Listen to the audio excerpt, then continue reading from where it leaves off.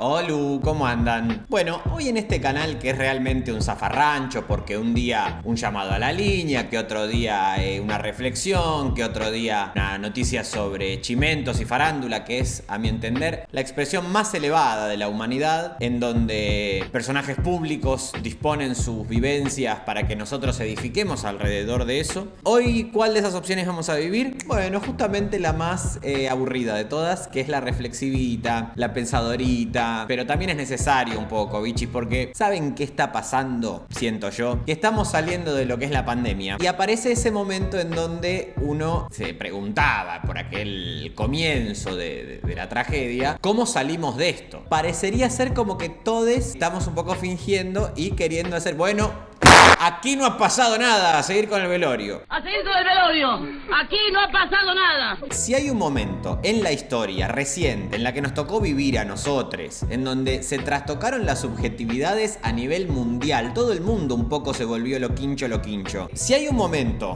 donde se pueden refundar cosas, es justamente ahora. Quizá, bueno, el principio de la pandemia, ahí había también un terreno medio fértil para repensar por lo menos las instituciones o cuáles son los consensos básicos que nos queremos dar. Ni siquiera estoy pensando solamente desde lo político o desde el Estado o desde las instituciones previstas, sino también como algo que nos intercede a todos, como una nueva modificación. Y después voy a desglosar algunos puntos que se me ocurrieron, que me los anoté acá sin mucha reflexión, sin mucha supervisión, sin mucho nada, porque también un poco hay que dialogar y la idea también es que ustedes y ustedes contesten un poco en los comentarios qué les parece, que aporten sus visiones e ideas, pero algunos puntos digo para ayudarnos a pensar cómo queremos organizarnos para la vida en comunidad, ¿no? Porque obviamente aparecen todas las necesidades de la empatía, la sororidad, digo, todos estos ejes vectores que aparecen, pero después es medio difícil llevarlo a la práctica. Siempre aparece esto de posponerse, ¿no? Entonces en estos días, ayer básicamente, que fumé un porro muy bueno, me anoté 5 ideas que me parece importante pensar en este presente. Así que vamos con esas 5 ideas que te van a cambiar la vida. La verdad que no, pero bueno, por lo menos te van a dar tema de conversación para que cuando estés en una fiesta reventándote en un boliche, parezca muy astuto lo que estás diciendo. Suscríbete al canal, poné la campanita y avísale a Foucault que estoy haciendo este video. Un besito.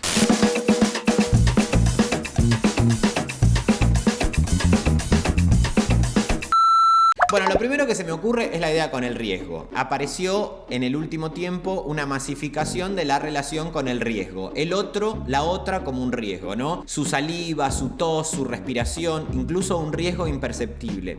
Me pasó en lo personal, seguramente a ustedes también les pasó, que las personas, en este caso de mi entorno, las que más se alteraron fueron aquellas que no asumían que efectivamente vivir muchas veces es estar en riesgo, que ya vivimos en riesgo en sí. Esto no quiere decir que el COVID es nada, que fue un invento. No estoy discutiendo eso porque para eso hay gente especialista, digo, ya están todos los consensos científicos, digo, no me ocupa todo eso. Obvio que eso existió, que había un riesgo nuevo, que antes no existía. Ahora, lo que sí me gustaría repensar es esto de que de repente aparece el riesgo, como si el grueso de la población, en nuestro caso, en nuestro país, en Argentina, las condiciones de pobreza extrema son vivir permanentemente en riesgo. Lo quiero segmentar y puntualizar en esto, ¿no? De las distintas relaciones que hay con el riesgo acorde a las capas socioeconómicas. Es decir, no es lo mismo para una persona de clase media que para una persona que está por debajo de la línea de indigencia la relación con el riesgo, porque está todo el tiempo en riesgo. Además se le suma otro riesgo nuevo, pero digo, esto de que la humanidad de repente en riesgo, que nos sirva incluso para entender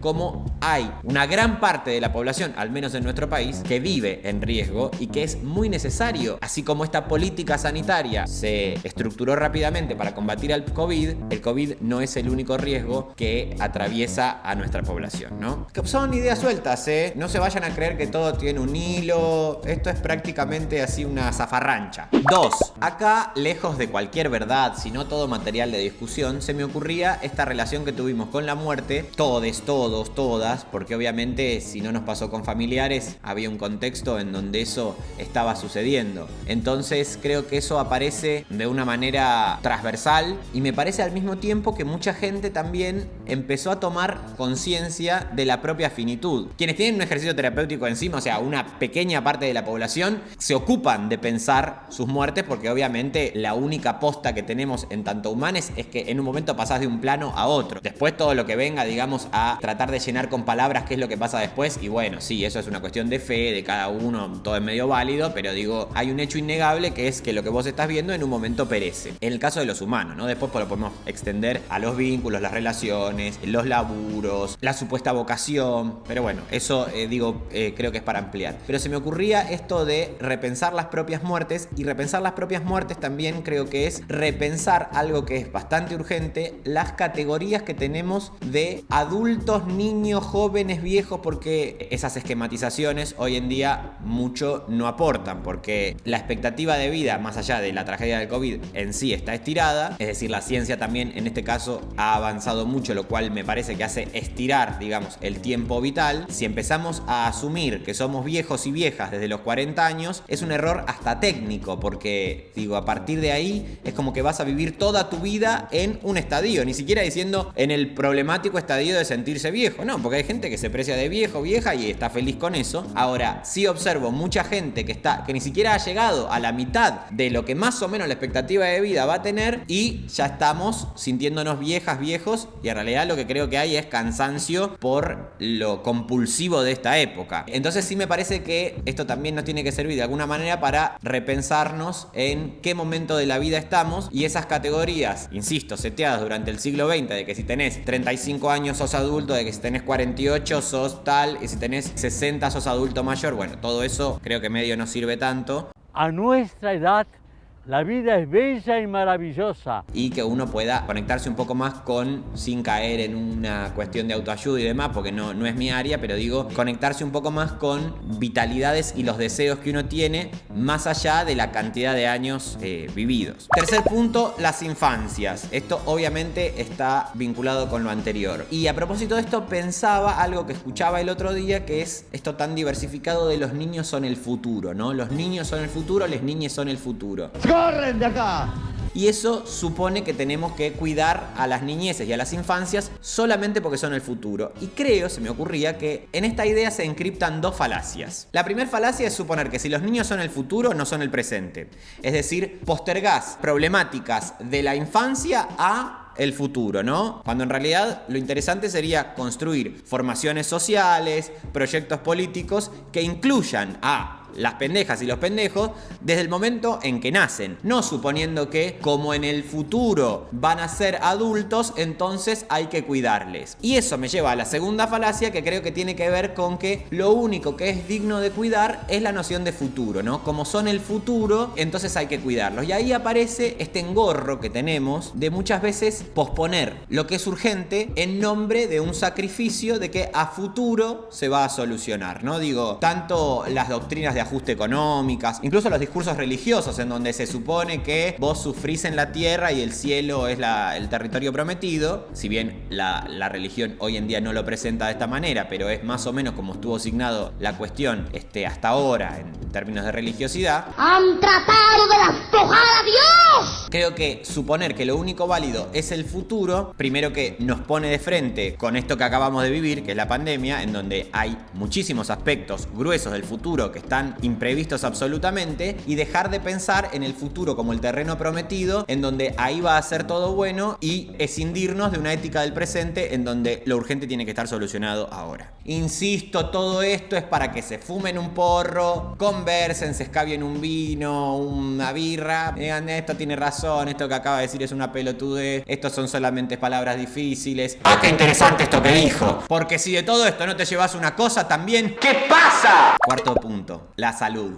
Bueno, la salud obviamente creo que ha sido uno de los grandes temas. Creo que la política en este sentido podría haber aprovechado para hacer un populismo de la salud, asumir a partir de todo eso lo que es la salud en un país pobre como el nuestro en este caso, porque la salud es, por supuesto, el acceso a la salud pública y gratuita, en este caso las vacunas, obviamente rompiendo el clivaje de los vacunas antivacunas. O sea, creo que no es solamente eso cómo se estructura todo, porque bien sabemos también que los dioses no se llaman laboratorios. Sí que en este caso fue necesario vacunarse, yo me puse las 2 vacunas, pero también complemento mi salud con otras disciplinas que me parecen que me fueron muy útiles en algunos momentos y me siguen siendo. Entonces me parece que no es determinante una cosa o la otra, que obviamente los laboratorios también responden a poderes económicos. Insisto, yo me vacuné, ¿no? Porque si no enseguida hay una formidable casa de brujas a aquello que no se vacunó y demás. Bueno, ese no es el objeto de este video. Y me parece que recuperando algo de la salud, una de las grandes saludes golpeadas en este tiempo fue la salud mental. Y que uno escucha, por suerte, a las pendejas y a los pendejos en algunos colegios que tienen espacios obviamente de reflexión, en sus centros de militancia y demás, y que están advirtiendo